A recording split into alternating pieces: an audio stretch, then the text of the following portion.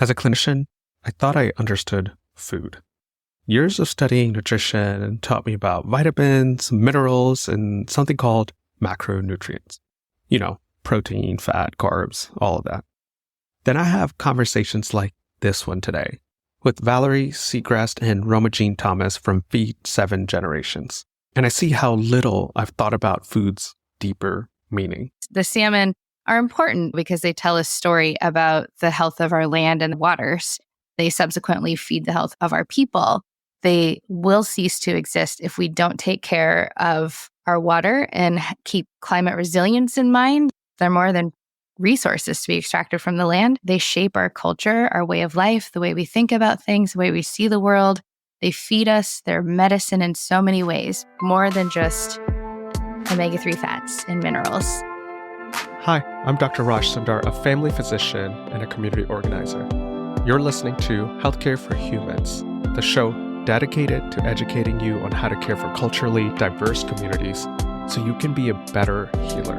This is about everything that you wish you knew to really care for the person in front of you, not just a body system. Let's learn together. Welcome back, everyone. We're continuing our Food is Medicine series today. Recently, I watched my kid munching on these bright red strawberries in the middle of winter. If you don't know, which my kids certainly don't, strawberries aren't really a winter fruit. That moment crystallized something profound. We've lost our connection to seasons, to the natural rhythms of growth and harvest. The strawberry that should taste like summer sun now arrives year-round in a plastic container stripped of its story. We've forgotten that our health is inextricably linked to the health of our environment. The soil that grows our food, the water that sustains it, the air that nurtures it, these really aren't separate from us, but part of a web that sustains all life. And this kind of understanding has been central to Indigenous communities for millennia. In this conversation, my deepest learning came through understanding salmon. In healthcare, we measure food, for example, salmon, by omega-3s and protein content. But for the Coast Salish peoples, Indigenous communities whose ancestral territories stretch across the Pacific Northwest, from British Columbia to Oregon, salmon as a teacher of generosity. Each year, these silver bodies return to ancestral waters, fighting impossible odds against rushing currents. They give their lives to feed not just humans, but entire ecosystems. This relationship carries an obligation, protecting waters, maintaining cycles, preserving bonds that have nourished communities for generations. Part of this story is also about the statistics. The statistics paint a stark picture. 25% of Native Americans experience food insecurity, more than double the national rate. In Indigenous communities, 35% of children wonder about their next meal. More than 16% live with diabetes, twice the rate of the general population. But the numbers alone is insufficient to really talk about this. This is where food sovereignty becomes crucial.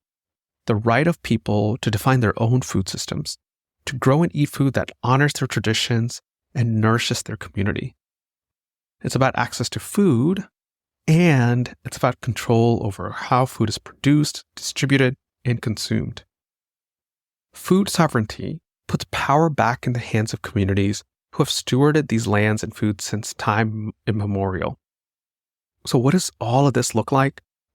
Valerie and Romajean will talk about this today in this episode. Their work emerged from their deep understanding of Indigenous communities, where food serves as a bridge between past and future, land and people.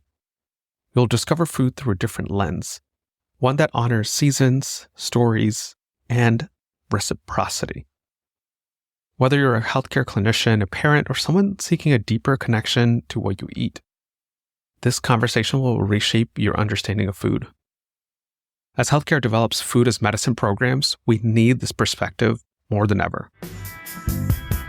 Welcome to the show. Tell me about yourself. My name is Valerie Segrest, and I am a member of the Muckleshoot Tribe. My background is in nutrition, and I wanted to focus my practice in nutrition on a community level because I understood that coming back to my community and lifting up nutrition science and specific interventions meant holding a conversation with everybody. I chose to focus my practice for the last 10 years in a community realm, taking an approach called food sovereignty, which meant listening to my community and helping find the solutions we need to move towards a diet reminiscent of our ancestors that has upheld our health for a long time. This work has looked like developing food education resources and identifying areas to harvest and cultivate more foods, developing policy that helps support and strengthen our access to our traditional foods, and always keeping our future generations in mind. I'm Romajean Thomas, Muckleshoot Tribal member. I'm currently the program director for Feed 7 Generations. I see myself as a community educator. I do food sovereignty work from the lens of being a type 1 diabetic. I co-teach cultural sovereignty with my dad, Northwest Indian College. We are in the classroom in a variety of ways and bring food sovereignty and the concept of food as medicine into the classroom as often as we can in our tribal communities. Thank you. The first topic I want to talk about is what is food. Some people's understanding of food is that it's a combination of macronutrients and micronutrients. There's carbs, fat, protein, and then micronutrients. They can put a nutrition label on a food. We're going to optimize that and everyone's going to live healthy. That is what often medical school teaches for clinicians as well. What does food mean to both of you? I studied nutrition at Bastyr University. I wanted to be a naturopathic physician. I had just completed a degree in Native Studies from Northwest Indian College and learned about policies that involved the forceful removal of our food traditions that were intentional and impacted several generations. And I also learned fun facts like diabetes was non-existent here pre-contact. In fact, there is no word in any indigenous language in North America for diabetes. I started thinking about the outcomes of colonization, what we now call epigenetics, the effects of the change of the environment on our health as humans. In my senior quarter at Bastyr, I took a class with a fabulous nutritionist named Jennifer Adler. Her class focused on therapeutic nutrition. We spent a whole day walking around and looked at all the wild foods out there and harvested things like nettles, fir tips, and spring greens that were out at the time, and really started to get to know the nutrition levels of wild foods. I thought, this is exactly what I need to focus on. And ever since then, have been on this sort of wild foods parade. I joke that I went back to get my native degree from my people. And so spent years traveling around, studying with different elders from other tribes in the Coast Salish area, learning deeply about the meaning of food to our people. For Coast Salish people, food is not just a commodity or a resource to be extracted from the land. We consider our foods our greatest teachers, our culture, and that they show us how we're supposed to exist in this world.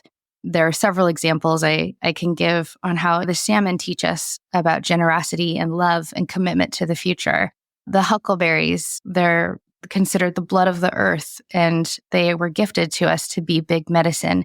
And that we also have to think about how we can be big medicine in this world when we learn to wake up every single day, asking ourselves how not just I can get all the protein and water in that I need in a day, how we collectively get enough food for everybody, how we collectively have access to clean drinking water. That is the shift we need to make so that we can be better nourished. What it's going to take to address the nutrition-related diseases that exist at epidemic levels globally. To truly address that, we have to start thinking more collectively. What Val said was really beautiful. We are connected from birth to our food system and see ourselves as stewards of it. It's our responsibility to give back. I watched a video about regenerative ag, and they talked about how much soil quality we really have for a healthy food system. When I hear this, it makes me think there's a fundamental understanding and maybe reconciliation that needs to happen in our conversation, which is about our beliefs and values. I think reciprocity is a huge part of it that probably isn't part of the food as medicine in the traditional way that we talk about it. compared to what you're saying.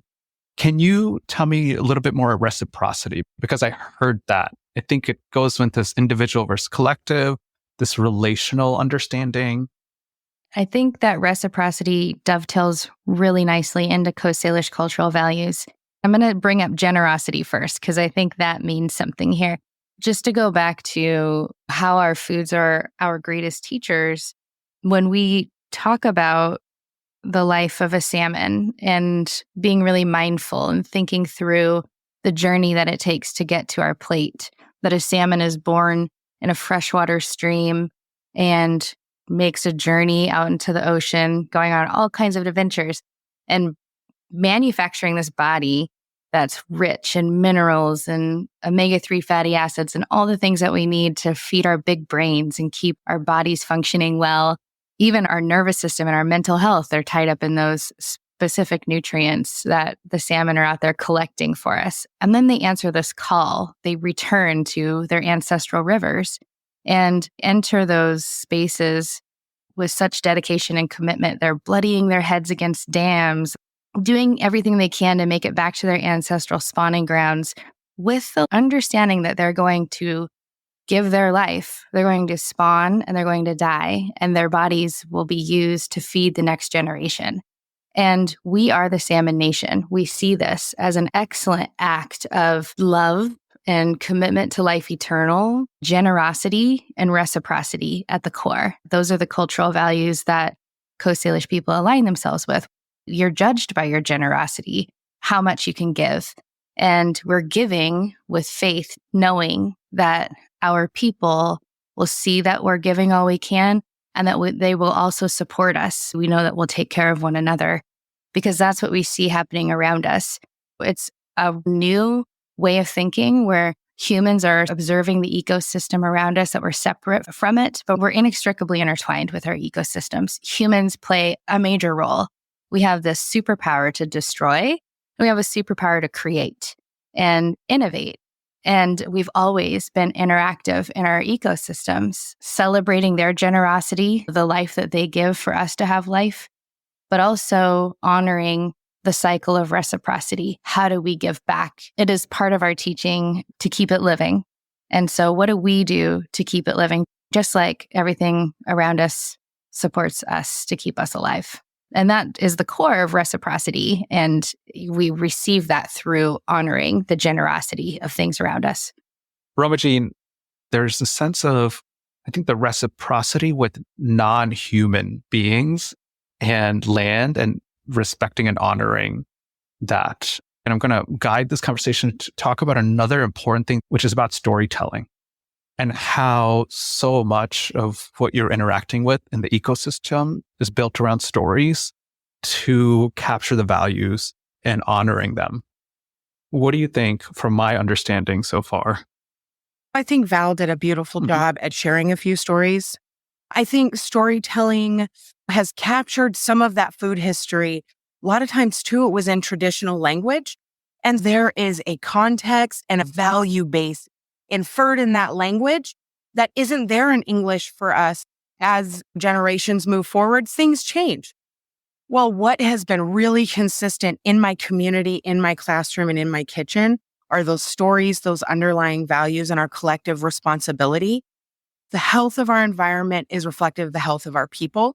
And so bringing that up and reminding people is how we continue to carry that torch. So I think stories also call us to action.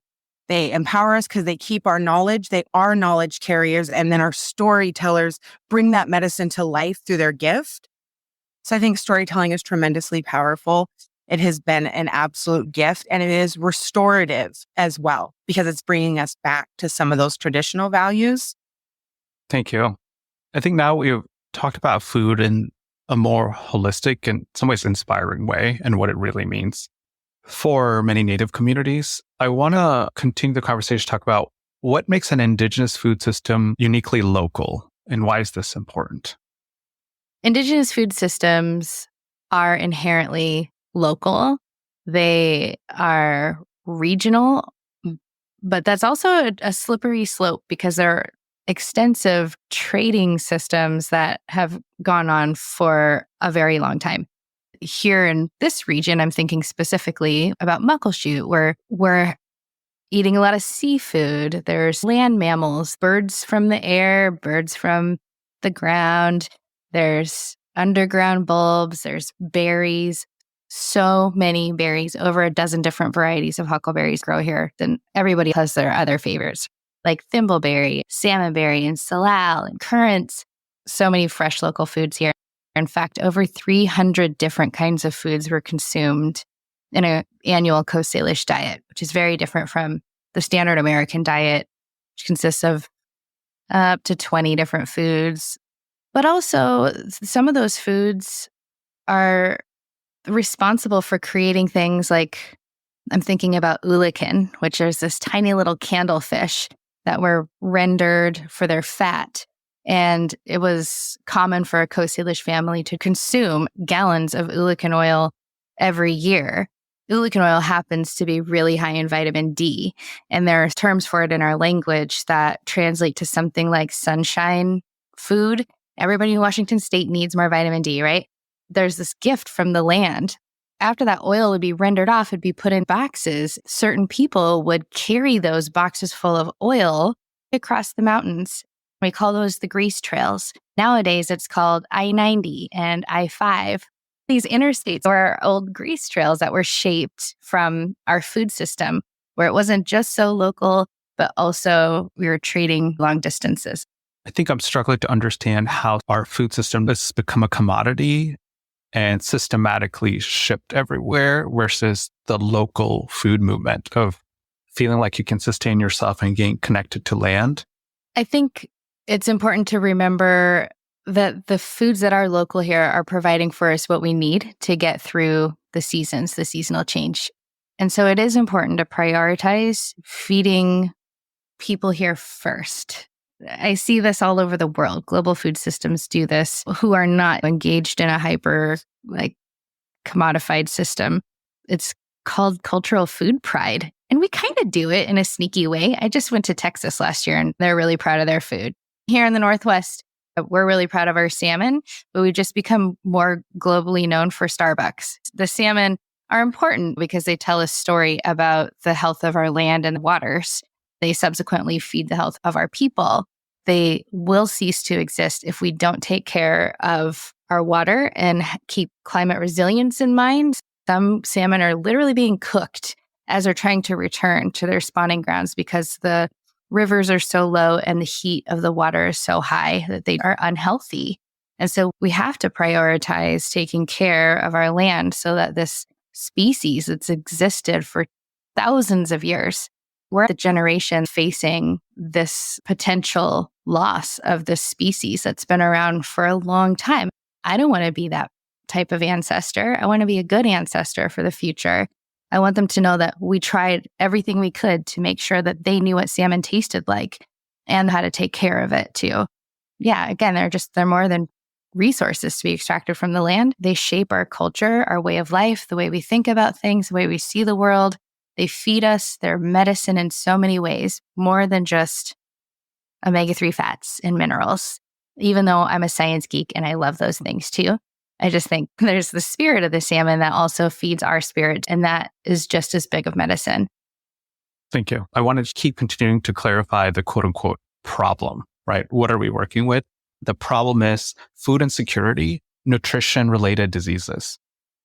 Food insecurity, meaning there's lack of nutritious food for people. So we have to get food, access to them somehow. And then nutrition-related diseases, there's multiple problems there, but part of that is access to nutritious food and education.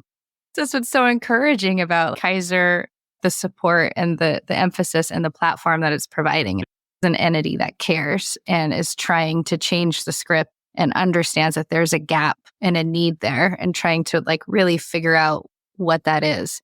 And taking that community-driven approach, those are the elements necessary to make social change positive and sustainable. Our big challenge is that we've got to be really honest with the cost of living and the cost of production, not talking about what it truly costs to grow a bean to feed people. And we're not really being honest about the dietary guidelines and what people really need. If I'm looking at my ancestors' diet, a Coast Salish ancestor would be eating nettles and berries, good quality cold water fish, and wild game whose bodies were constructed from the land. We know that we're being fed to feel full, but we're not really getting enough nutrition to truly feed us. So we become what my good buddy Raj Patel would say is stuffed and starved. We're still hungry inside.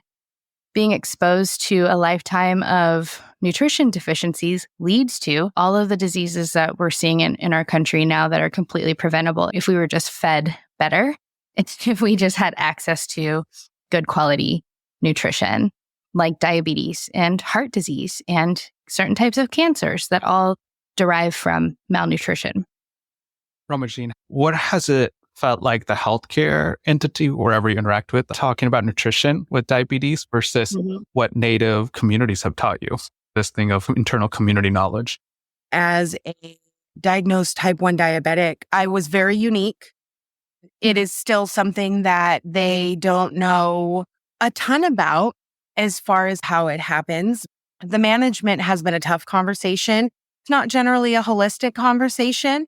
It has taken me a long time to build the individuals around me to be advocates, to hear what I'm saying, to champion. Since I was born, my family has really immersed me in my tribal community values. That is linked to food sovereignty, food is medicine. I did this because I wasn't finding answers in traditional healthcare. It was like, take another medicine, try this Western remedy, but it was never, let's focus on your nutrition. Let's talk to the root of it. Let's talk about what in your genetics, your body might not be doing well with. We aren't having the conversations about how to remedy this. Getting out and burning calories and growing your own food, the way that really feeds our body, the way that really helps us to manage our own ailments, those aren't conversations that are being had. I had to seek that out in my community through food sovereignty, not because we're experts. We're very new to diabetes. However, there is traditional knowledge that speaks to these very things because we're preventative medicine people. We knew that the medicine from the seasons would prepare us for the season change and the next season. We were doing those things through the seasons, eating what was appropriate, building ourselves up. We had very mineral-rich diet, really supporting that. And so we were very much preventative medicine people. Right now, we're more subscriptive. We're dealing with things that come up rather than saying this food is going to lift up my heart, help my blood flow, cleanse my system, pull the toxins out of my body. Healthcare wasn't having the conversation about food and how that is linked to a lot of healthcare issues, particularly diabetes. We're not talking about a restorative food system and restorative health. I got my insulin and education around that, but I've really had to seek nutrition education or my own food sovereignty on my own. And with awesome people like Valerie and in my tribal community and in our larger food community. Yeah. Folks really want to be supportive. That's what I know about our food systems. There's a paternalistic idea that's pervasive in healthcare that we have a belief on how to get you better. It is to get your insulin to the right dose, Romajean, and then you'll be fine. You're just not listening to us. And then now the problem in our mind is, how do we convince you this is the right way? And if you're not listening, what else can we do to convince you? Versus really meeting you where you're at. We mentioned the word food sovereignty a bunch. I would like actually just for both of you to say in your own words what it means to you. As a type 1 diabetic, I found my own meaning to food sovereignty. For me, and the way I share it in my classroom is, it is our ability to know what we're putting in our body and where it comes from. Simply and wholly. A lot of times reading a label, I don't know that. If I hold up an orange and I hold up an Oreo, I bet you know what's in the orange. There might be some questions about what's in that Oreo. I like that. I know it makes sense, right? Valerie, what about you? Food sovereignty is the ability to decide what you want to eat. When we're collectively making that decision, shaping our food system. If we choose to eat more cauliflower, guess what's going to be in the grocery store shelves? More cauliflower. So we have the ability to every single day when hunger grows inside of us, which happens several times a day for us humans, we have the awesome opportunity to change the food system and to shape it. And we are exerting food sovereignty by doing that. Thank you. I like both of those definitions. I want to transition to Feed 7 Generations on your vision for what a better food system looks like. And what does that work look like for you? Feed 7 Generations was born out of the Muckleshoot Food Sovereignty Project, which Romajean also knows very well. Her and I bonded over it, leading several initiatives through our grad program together. So does my partner, Louis Ungaro. Him and I founded. We were holding some of the first workshops around the Food Sovereignty Project in Muckleshoot. And that looked like how to skin a deer and cook it and can it over a fire, how to fillet a salmon, what is the story of this specific type of salmon, holding full day seminars on certain types of foods. And it grew into several different initiatives. There was the genetically engineered salmon campaign that the Muckleshoot Food Sovereignty Project led in opposition to the creation and marketing of genetically engineered salmon, which was passed by resolution by the Muckleshoot Tribal Council and moved up to the National Congress of American Indians so that all of Indian country had opposed the production of genetically engineered salmon. It also became a ridiculous amount of food curriculum, like food and medicine curriculum. So we're at over 900 pages now. We've just recently counted all these different curriculum sets that help take a culturally relevant approach to nutrition. After piloting and co-designing with the Muckleshoot community for over a decade, it was time to share those resources with other communities. Really, those communities are our relatives. I'm just as much Swinomish and Suquamish and Snoqualmie as I am Muckleshoot. And Romajean can say the same thing about tribes in Oregon. We wanted to share these resources with our relatives as efficiently as possible and support other initiatives around our region and throughout the country. Feed 7 Generations is really about getting the word out, helping to strengthen food sovereignty. The mission is in the name. We are trying to push forward an agenda that helps to truly feed the 7th generation and beyond. Yeah, in 2020, we came into the pandemic working for our tribe. A lot of things shifted for a lot of people, like the world shut down. But what continued is our need for really good nutrition, for having food that really built up our immune system. And that was really where we shine. That's really where we were at in our community. I came on board full time. I left the tribe in the sense that I left my position and came on to feed full time. We have just been running ever since, continuing to do work, listening to our community, really trying to lift up those values, empower community food projects, and empower individuals in their own food sovereignty. Community gardens, regenerative agriculture, direct food access during the pandemic. And of course, food is medicine in the way that harvesting ethics, having individuals directly on the land, and then whatever we're harvesting, having education around how to process it and utilize it to uplift your health. We have lots of native infusion beverages. So we try to start in a way that it's accessible to everybody, really empowered to uplift our own health from the store outside our door, what we see on our landscape.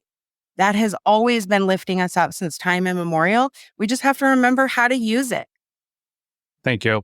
I'm going to do a rapid round of programs that's emphasized on your communication. So first is Native Plants and Foods curriculum. Tell us briefly what that is.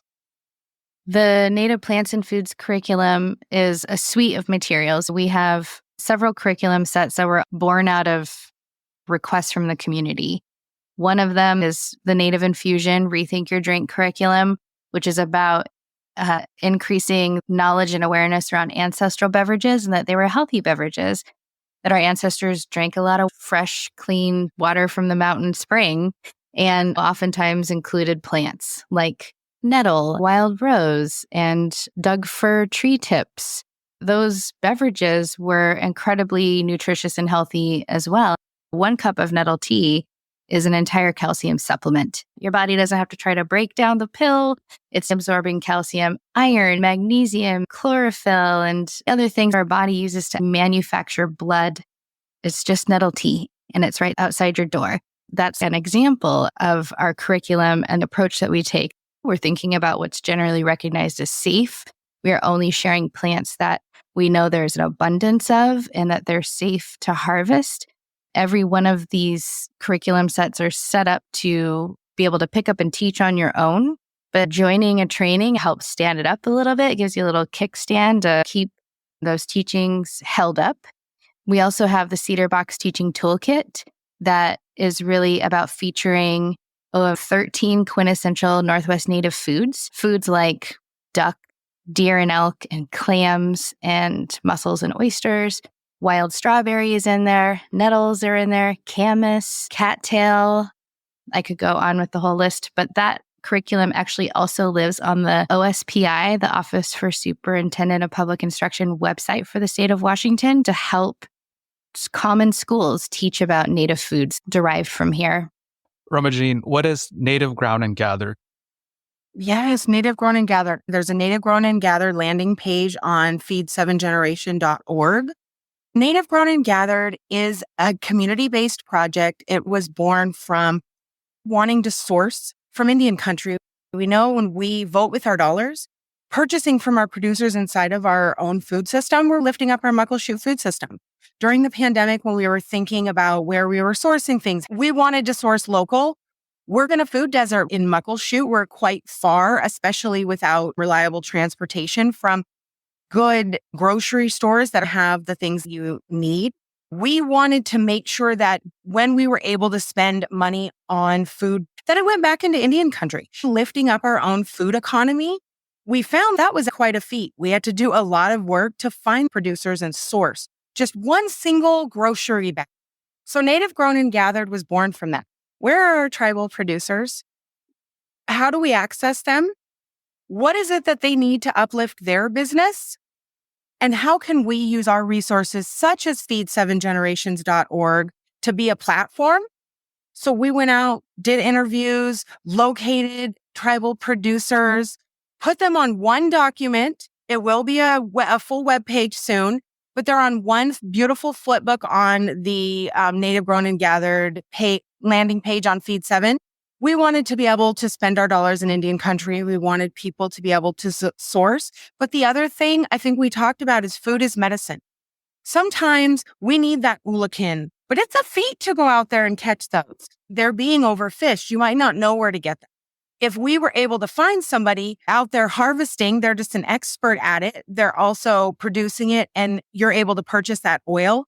And that's really going to give you power, that vitamin D or that sunshine medicine. We're able to put someone on there that might be able to connect you with that. Particular teas, local medicines, connecting somebody with a producer that's up in the mountains harvesting those 12 different kinds of huckleberries. It is the start of an e-commerce space for Native producers. And it also pushes back a little bit on local. So they said, okay, let's find all your Native producers in King County. Our ulakin doesn't necessarily come from King County. Maybe our elk does and some of our berries do, but we have relatives outside of King County. We have Snoqualmie relatives in our county, but there's lots of other tribes. We pushed that and said local looked a little different, but we were getting around and definitely had a vibrant barter and trading system. We had a vibrant tribal economy. Native Grown and Gathered is trying to recapture that. We encourage people to get some Tulsu bud honey from a Puyallup tribal vendor, because an individual person can do that, but also it can go to market and it could be featured in a store. But also if you're that tribal person and need that medicine specific to your community, you might be able to find that as well. It's a beautiful magazine online right now and has some recipes too, so check it out. The next part that I want to dive deep into is the Indigenous youth. I think it's part of the vision of Feed7 Generation of educating our youth and getting them actively harvesting, understanding seasonality. Tell me a little bit more about that. We have been lucky. Kaiser has helped lift up our Feed7 Generations youth ambassadors. We've really wanted to lift that up, but it really took the structure and being able to develop out an intern program. and to have enough staff to be at the school. For us, we know that our youth are our future. And I tell the youth all the time when we're at the school, you're going to take my job. I mean it. Like, I want one of you individuals in this classroom to be doing this work. So we absolutely see it as really building up the legacy work, passing on the traditional values that have been passed on to us. And they're our next land stewards. They're our next food sovereignty warriors. Lovely. Now I'm going to bring in the foodist medicine movement in healthcare as currently defined. It is like a pyramid, where the top of the pyramid being really sick folks, the middle being people who are at risk, and then bottom being population level. Now we're going to role play. Imagine you're in a conversation of somebody who's designing it for a healthcare system, who's saying, we're going to design this strategy to serve our communities. And I want to know what, as a native community, you would say for somebody designing it at each level. So let's say the highest level is people are living with chronic disease and high utilization. I want to create medically tailored meals sent to your home. What concerns would you have with that strategy? And what advice would you give for somebody designing a program like that?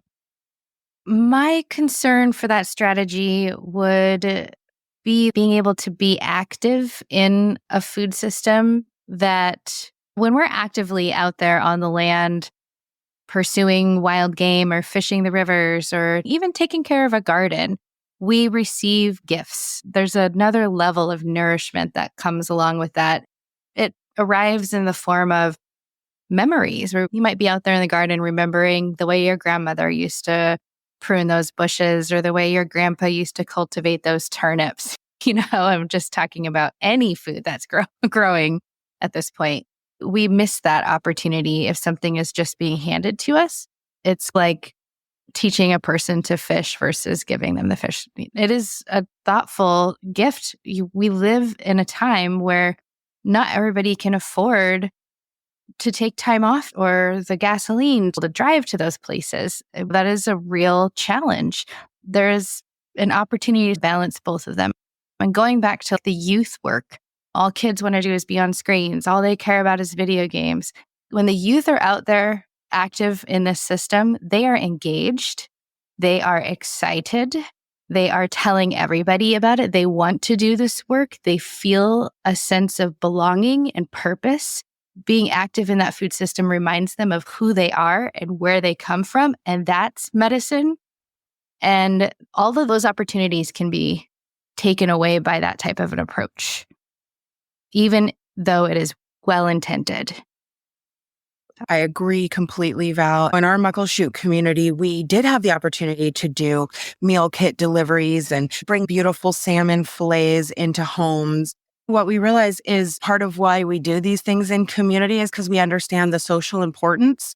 It's also bridging the gap of the generations.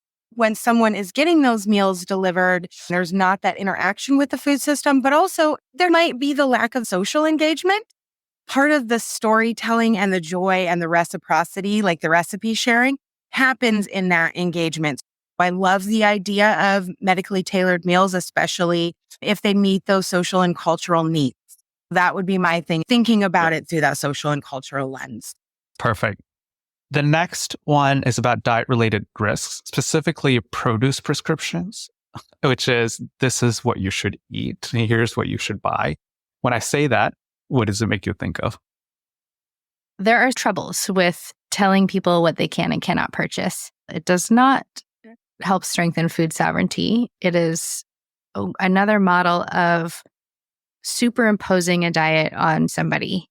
Part of their healing journey is to develop a relationship with food that helps us to slow down and think about, the mindfulness that's required to think about the source of the food and where it came from.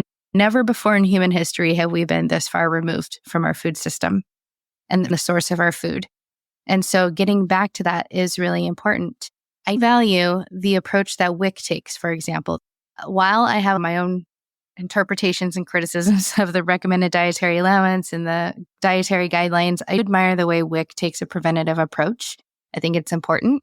I have been in a lot of conversations with WIC and Native mothers who find it problematic that our traditional foods are not available or listed on their sites. And that's simply because of a packaging snafu. It's hard to get salmon because salmon isn't packaged in a certain type of way to be WIC certified. That overlooking and overstepping of an entire preferred diet that is very nutritious and will help to shape the taste buds of the next generation is really important to consider with those prescriptive diets. I have some folks who have shared with me a service called Over the Counter. It is supplementary to any other benefits they might get, but it's specific for produce. It really makes their budget stretch. It is nice to specifically be able to purchase fresh foods because the trade-off often comes with things that go in the freezer. And we know that they're going to be higher in sodium and all of these types of things. And so I have heard really good things. Not every program is going to be the same, but they find that access to fresh quality produce tends to be really expensive. And that is what's sacrificed, especially if it ends up going bad in your fridge. So having those types of benefits and a little bit of education around how to keep your food healthy or fresh longer they really seem to be liking it. It's something I just heard about this year, but it's definitely something in the community that I heard. Not that it has to be prescriptive because nobody loves that, but at least when it looks like an added benefit. Perfect. The last layer, I think there's a rich conversation to be had here for everybody. Consumer education often for people means package labeling, menu labeling, and how to understand percentage of RDA or a dietary allowance. Yes, we developed a poster titled Feed 7 Generations. It was built out of a request from an elder, Hank Gobin from Tulalip. When I first started this work, I was really excited. He was one of the folks I studied with and was generous with his time and teachings. And he looked at me one day and was like, are we going to help our people eat their traditional foods or eat more like their ancestors when our common harvesting grounds are Safeway and QFC? What do we tell people as they're going through the grocery store? That's what the Feed 7 Generations poster is really all about, our traditional foods principles. Traditional foods are local foods. They're seasonal foods. When we're eating things that are in season, we're eating foods at their peak vitality. They're higher in nutritional value and help us attune to the shifting environment around us. They are whole foods, which means they consist of one ingredient, going back to Romajean's comparison of an orange and Oreo. Where do we harvest Oreos in nature? There's no shrubs or trees that produce those things.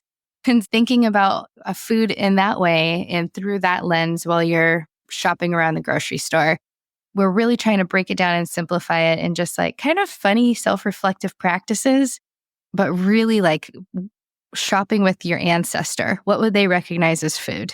Probably nothing that comes in a cereal box or in sterilized plastic. You don't need a scientific degree to eat healthy. If you don't know what that scientific word is on the package, maybe we don't need to eat it. That's what the food principles are all about. Love it. Any final takeaways, call to action?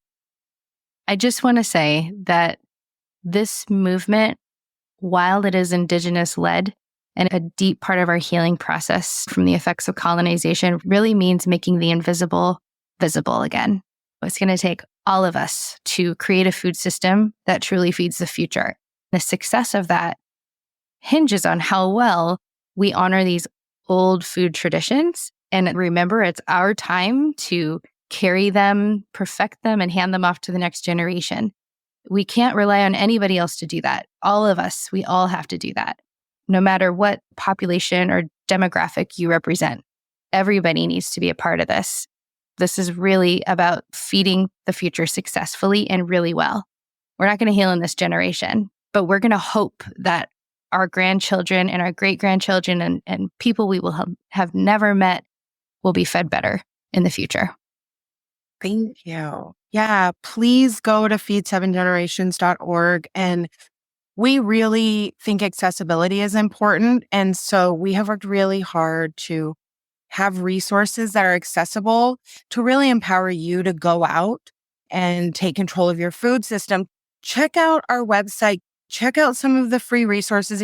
If you know outdoor educators, there's a beautiful portal. It has all those curriculum materials. It just takes a little bit of reading and making sure that you want to access that. We want things to be accessible, low barrier, and we want everybody to be healthy. We want, our food system to be vibrant, and we want our environment to be vibrant. And that is for all of us. Thank you so much for this time. Thank you so much. As always, thank you for listening to Healthcare for Humans. If you've found any value in this podcast, I have 2 quick requests. 1, please leave a review in the podcast app that you're listening to my voice in right now. It really helps others discover the show. 2, share this episode with anyone who you think might benefit from it. For easy access to all our episodes and to support the podcast, visit www.healthcareforhumans.org. There you'll find our content clearly organized by topics, countries, themes, to help you choose what to listen to next. Until next time, this is Dr. Raj Sundar, reminding you that culturally responsive care leads to better patient outcomes. See you again soon.